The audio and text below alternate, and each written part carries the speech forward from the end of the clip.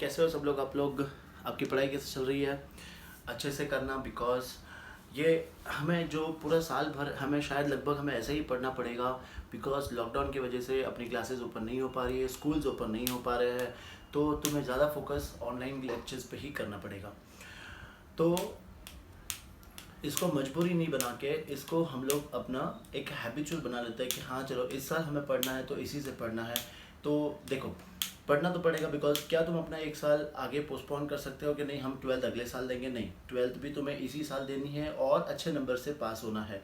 तो जो है उस सिचुएशन में अपने आप को ढाल के पढ़ाई अपनी स्टार्ट करो। कुछ प्रॉब्लम आती है, हम यहाँ पे बैठे हुए हैं, ठीक है।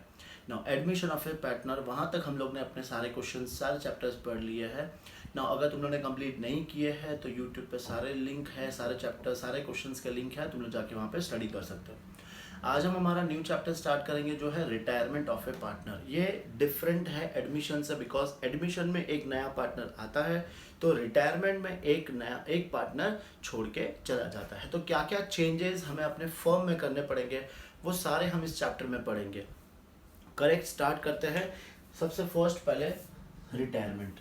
Now what do you mean by retirement? Retirement मतलब जैसे एक एग्जिस्टिंग पार्टनरशिप फर्म है, फॉर एग्जांपल जिसमें 3 पार्टनर्स है, उसमें से कोई भी एक पार्टनर क्या कर रहा है, रिटायर हो रहा है। ना वो रिटायर क्यों हो रहा है? या तो एग्रीमेंट में लिखा होगा कि भाई ये पार्टनर इतने टर्म्स के लिए ही होगा, या तो फिर वो एट विल मतलब अपने हिसाब से उसने नोटिस दे दिया फर्म को कि मैं फर्म से क्या हो रहा हूँ, रिटायर हो रहा हूँ, ठीक है ना।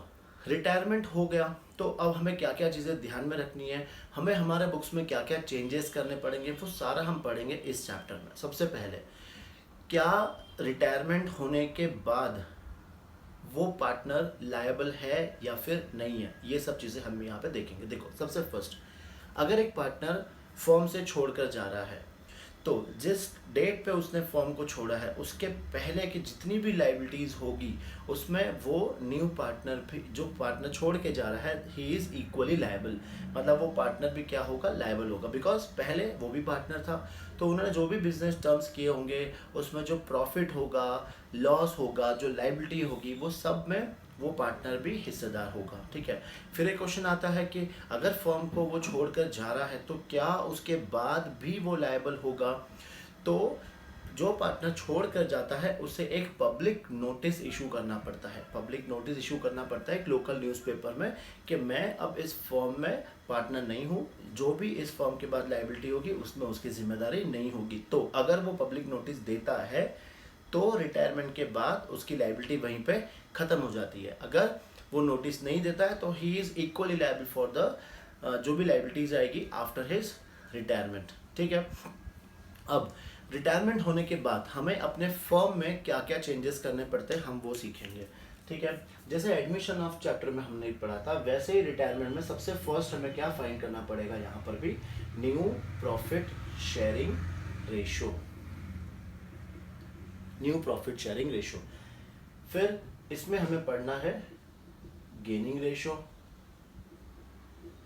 फिर हमारे जो अनडिस्ट्रीब्यूटेड रिजर्व्स एंड लॉसेस है उसका क्या करना है वो सीखेंगे हम लोग, undistributed reserves and losses.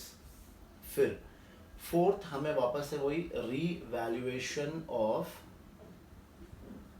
Assets and liabilities. हमारे एसेट्स और लाइबिलिटीज को हम क्या करेंगे, रीवैल्यू करेंगे। फिर computation of amount payable to retiring partner.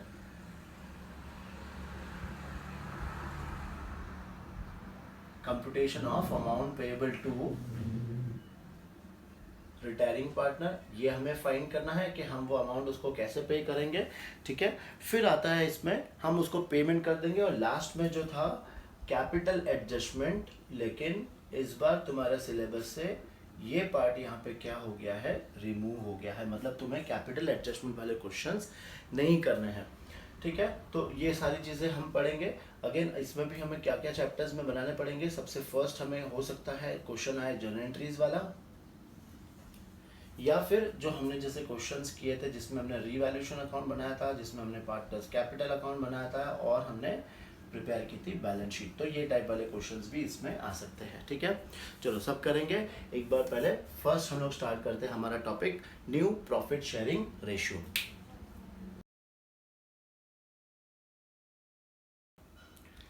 चलो स्टार्ट करते हैं। हमारा फर्स्ट टॉपिक जो है change in profit sharing ratio. Change in profit sharing ratio हम लोग यहाँ पे पढ़ेंगे कि न्यू प्रॉफिट शेयरिंग रेशियो कैसे कैलकुलेट करते हैं। जैसे हम लोग ने एडमिशन में पढ़े थे, एडमिशन में टोटल 6 केसेस थे, अगर तुम लोग को याद होगा तो। वहाँ पे केसेस थोड़े बहुत टिपिकल थे, लेकिन यहाँ पे जो केसेस है वो लगभग बहुत ईजी है। देखो फर्स्ट केस क्या है, when one partner retires and new profit sharing ratio among the remaining partners is not given.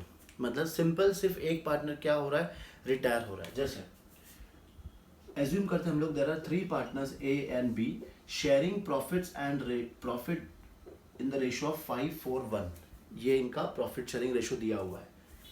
C retires, question में और कुछ भी नहीं बोला है, सिर्फ यही बोला है कि C retires. Now simple, C retire हो रहा है तो सी का शेयर कैंसिल कर दो। Therefore new profit sharing ratio between A and B will be 5:4। बस सिंपल। केस 1 बहुत सिंपल है, जो पार्टनर रिटायर हो रहा है उसका शेयर कट कर दो तो तुम्हें बाकी का शेयर मिल जाएगा, ठीक है। एक और एग्जांपल, ए बी और सी, इनका जो शेयर है 1/2, 1/3 और 1/6 ये रेशो दिया। तो सबसे पहले क्या करना पड़ेगा अपने को, इनका एलसीएम सेम लेना पड़ेगा। सेम लेंगे तो यहाँ पे क्या आ जाएगा 3/6, ये आ जाएगा 2/6 और ये आ गया 1/6। ना बी रिटायर्स, बी रिटायर हो रहा है तो बी का शेयर क्या कर दो, कैंसिल। अब कौन बच गए, ए और C. Therefore new ratio between A and C will be 3:1। बस ये हो गया आंसर। बहुत सिंपल है। तो केस 1 बहुत सिंपल है, ये कॉपी करो फटाफट। हम लोग देखते हैं केस 2। केस 2 देखते हैं अभी। केस 2 में मैं क्या दिया है, when share of retiring partner is taken by only one partner। मतलब 3 पार्टनर में से एक पार्टनर छोड़ के जा रहा है और उसका जो शेयर है वो किसी एक पार्टनर ने टेक ओवर कर लिया। तो देखो जैसे यहाँ पे 3 पार्टनर्स हम एज्यूम करते हैं, ए बी और सी। इनका जो रेशो है वो है 5:4:1, correct. Now B retires and his share is taken by C. उसका शेयर कौन लेके जा रहा है, सी लेकर जा रहा है। तो अब कैसे फाइंड करना, देखो अब ए का शेयर पहले कितना था, ए का शेयर था पहले 5/10, उसका तो सेम रहेगा, उसमें कोई चेंजेस नहीं है। बी रिटायर हो चुका है, सी का पहले कितना शेयर था 1/10 प्लस उसने सी बी का शेयर ले लिया, बी का शेयर कितना था 4/10। ना ये हम प्लस करेंगे तो ये आएगा 10 और 4 + 1 आ जाएगा 5/10। देयरफॉर न्यू रेशो क्या आएगा 5:5। इसका मतलब 1:1 आया समझ में। ये भी बहुत सिंपल है। चलो एक केस और देख लेते हैं हम लोग इसमें। जैसे 3 पार्टनर्स है ए बी और सी, इनका रेशो है 7:3:5। A retires and his share is taken by B। A retire हो रहा है और ए का शेयर कौन लेके जा रहा है, बी। चलो ए का तो रिटायर हो गया, बी का शेयर, बी का पहले कितना शेयर था 3/15 प्लस इसमें किसका शेयर कर देंगे ऐड, ए का शेयर कितना था 7/15, तो ये आ गया 15 और 7 + 3 क्या आ जाएगा 10। सी का शेयर पहले कितना था 5/15, वो अभी भी वही रहेगा, उसमें कोई चेंजेस नहीं है। देयरफॉर न्यू रेशो क्या आ गया 10:5, दैट इज 2:1। ठीक है, चलो कॉपी करो केस 2, फिर हम केस 3 स्टार्ट करते हैं। चलो केस 2 सॉल्व करने के बाद हम लोग सॉल्व करेंगे केस 3। केस 3 क्या है, when share of retiring partner is taken bye remaining partners in equal ratio. देखो फर्स्ट क्या था, बहुत सिंपल, एक पार्टनर जा रहा है उसका शेयर हटा दो, बाकी का न्यू रेशो आ गया। सेकंड क्या था कि जो रिटायरिंग पार्टनर है उसका शेयर कौन लेके जा रहा है, एक पार्टनर लेके जा रहा है। यहाँ पे रिमेनिंग पार्टनर लेके जा रहा है कौन से रेशो में, इक्वल रेशो। तो ये क्वेश्चन हम कैसे सॉल्व करेंगे वो देखो। जैसे 3 पार्टनर्स है ए बी एंड सी, इनका शेयर है समझो 3:2:1। रिटायर कौन हो रहा है, बी रिटायर्स, ठीक है। और इसका शेयर ए और बी कैसे लेकर जा रहे हैं, इक्वली। क्वेश्चन में हमें ये चीजें दी हुई है, ठीक है। तो अब क्या करेंगे, सबसे पहले जो बी का शेयर है उसको हम लोग क्या करेंगे, half. So half share of B equal to, B का शेयर कितना है 2/6, इसको हम क्या करेंगे हाफ। तो क्या आ जाएगा ये 2/12, 2/12 आ गया ना। 2/12 के बाद अब हमें क्या करना है, ए का शेयर पहले कितना था, ए का शेयर था पहले 3/6, अब क्या करना है उसमें 2/12 प्लस कर देना है। तो कितना आएगा ये, एलसीएम ले लेंगे 12, फिर 2 से मल्टीप्लाई करेंगे तो 6, 6 प्लस 2 कितना आ जाएगा 8/12। और ऐसे ही से हम किसका ले लेंगे, सी का शेयर ना। सी का शेयर पहले कितना था, सी का शेयर 1/6, अब और कितना ऐड कर देंगे 2/12, सेम एलसीएम ले लेंगे 12, 2 से मल्टीप्लाई करेंगे तो 2 प्लस 2 ये कितना आ जाएगा 4/12। देयरफॉर न्यू रेशो क्या आया इनका 8:4, दैट इज, इसको और छोटा कर देंगे तो 4:2, 4 के टेबल में जा रहा है तो 2:1। सिंपल है, सिर्फ हमें क्या करना है, जो पार्टनर जा रहा है पहले उसके शेयर को हाफ करना है, फिर हाफ करने के बाद दोनों के शेयर में प्लस कर देना है। समझ में आया। एक और एग्जांपल करते हैं हम लोग इसका, ए बी एंड सी, समझो ये 3 पार्टनर्स है, 7:5:4 ये इनका रेशियो है। कौन रिटायर हो रहा है, चलो सी को रिटायर कर देते हैं, सी रिटायर्स और इसका शेयर ए और बी लेकर जा रहे हैं कैसे, इक्वली। तो हम फर्स्ट क्या करेंगे, जो सी का शेयर है उसे हम हाफ करेंगे। So half share of C is equal to, C का पहले कितना शेयर था 4/16 इनटू, इसको हम कर देंगे हाफ। चलो इसे यहाँ पे हम लोग छोटा कर देंगे, जैसे 2 1 जा 2 2 जा और फिर 2 1 जा 2 8 जा, तो ये आंसर आ गया 1/8, करेक्ट ना। अब ए का शेयर पहले कितना था, ए का शेयर 7/16 प्लस, अब कितना ऐड कर देंगे और 1/8, तो यहाँ पे हम लोग एलसीएम लेंगे 16, 2 से मल्टीप्लाई करेंगे तो 7 + 2 ये क्या आ जाएगा 9/16। फिर ऐसे ही हम ले लेंगे बी का शेयर, बी का शेयर पहले कितना था 5/16, कितना प्लस करेंगे हम लोग इसमें 1/8, तो ये आ गया 16, फिर ये आ गया 5, 5 + 2 ये आ गया 7/16। देयरफॉर न्यू रेशो इनके बीच में क्या आया 9:7, करेक्ट। अब ये और छोटा नहीं हो सकता है, तो यही मेरा फाइनल आंसर, रेशो ए और बी का कितना आएगा 9:7। ये हमारा केस 3। चलो कॉपी करो। चलो हम लोग स्टार्ट करेंगे केस 4। केस 4 में क्या है कि when share of retiring partner is taken bye remaining partners in agreed ratio. अब ये एग्रीड रेशो क्या होता है, ये तुमने एडमिशन में भी पढ़ा था। मतलब यहाँ पे जो रिटायरिंग पार्टनर है, जो छोड़ कर जा रहा है, उसका जो शेयर है वो लोग एक रेशो में डिवाइड कर रहे हैं। केस 3 क्या था, इक्वली डिवाइड कर रहे थे। अब केस 4 क्या है, एग्रीड रेशो में डिवाइड कर रहे हैं। एक एग्जाम्पल से समझेंगे हम लोग। ए बी और सी 3 पार्टनर्स है जिनका रेशो है 3:2:1। बी को रिटायर कर देते हैं, बी रिटायर्स, और इसका शेयर ए और सी कैसे लेकर जा रहे हैं, कौन से रेशो में, कोई भी एक रेशो ले ले 2:1। तो अब यहाँ पे सबसे फर्स्ट हमें क्या करना पड़ेगा, जो बी का जो शेयर है वो हमें 2:1 में क्या करना पड़ेगा, डिवाइड करना पड़ेगा। तो 2:1 का मतलब क्या है, 2/3 शेयर ऑफ बी।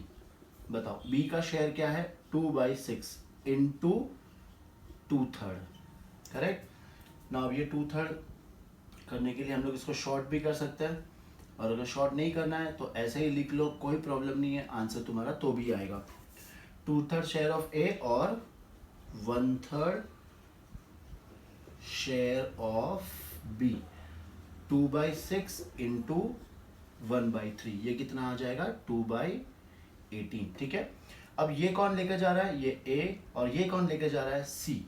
तो हम क्या करेंगे, अब ए का शेयर ना, ए का शेयर कितना था पहले 3/6 प्लस ए के शेयर में कितना प्लस करेंगे हम लोग 4/18। बस यहाँ पे क्या ले लेना है हमें, एलसीएम 3 से मल्टीप्लाई करेंगे तो 9, 9 + 4 यह आ जाएगा 13/18। ऐसे ही हम किसका शेयर निकालेंगे, अब सी का शेयर निकालेंगे। सी का शेयर था पहले 1/6 और इसमें हम लोग प्लस करेंगे 2/18। तो ये आंसर आ गया 18। 3 से मल्टीप्लाई करेंगे तो 3 + 2 which is equal to 5/18। Therefore new ratio, इनका न्यू रेशो क्या आया 13:5। ये आ गया अपना आंसर। है समझ में? चलो एक क्वेश्चन और करते हैं हम लोग। ए, बी और सी इनका जो शेयर है वो है 4:2:1। ए रिटायर हो रहा है, ए का शेयर बी और सी कौन से रेशो में ले लेंगे? चलो 3:2। ठीक है, तो सबसे फर्स्ट हमें यहाँ पे क्या करना है, जो ए का जो शेयर है वो हमें 3:2 में क्या करना है, डिवाइड करना है। तो ए का शेयर कितना है देखो 4/7, उसका पहले क्या करेंगे 3/5 और 2/5 करेंगे। तो 3/5 शेयर ऑफ ए का शेयर है 4/7 इंटू 3/5, तो ये कितना आ जाएगा 12/35। फिर 2/5 शेयर ऑफ ए का शेयर है 4/7, इसका हम लोग कितना निकाल लेंगे 2/5, तो ये क्या आएगा 8/35। करेक्ट। नाउ अब हमें क्या करना है, ये हम किस में प्लस करेंगे बी में, ये हम किस में प्लस करेंगे सी में। तो अब देखते हैं बी का शेयर।